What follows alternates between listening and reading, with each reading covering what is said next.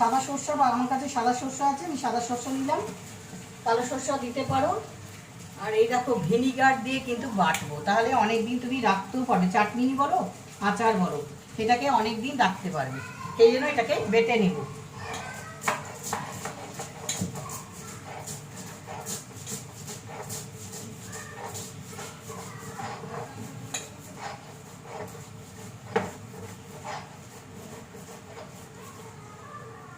মাঝে মাঝে দেখতে হবে।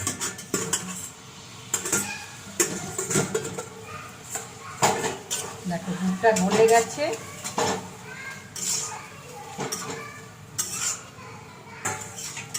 এইভাবে লো ফ্লেমে নাড়তে থাকবো। আর এদিকে যে বাটাটা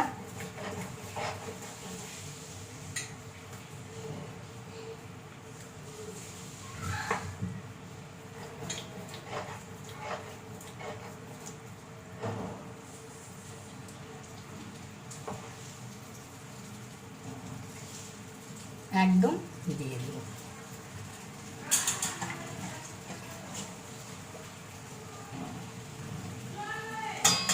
আর লাগবে না।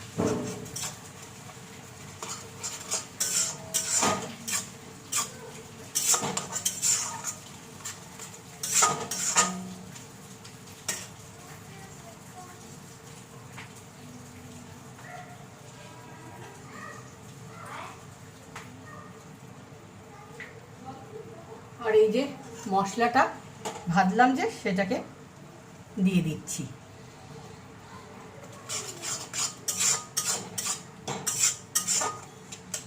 এবার ভিনিগারটা একটু গ্যাসের ফ্লেম লো করে এবার একটু আঠালো টাইপের করে দেব।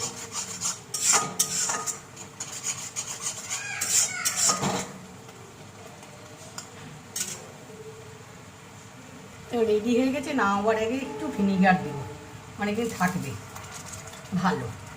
তো আমার হয়ে গেল টক মিষ্টি চালতার আচার বলো আর চাটনি বলো।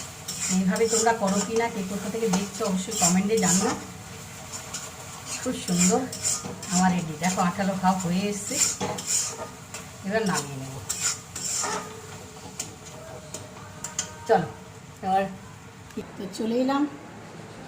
চালতার টক মিষ্টি ঝাল আচার চাটনি, ভাত দিয়ে খাও, রুটি দিয়ে খাও, পরোটা দিয়ে খাও, যা খাও।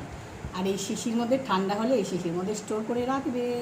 তো কেমন লাগলো আজকের ভিডিও সবাই কমেন্ট করে বলবে, লাইক শেয়ার সাবস্ক্রাইব করে নেবে। বাই।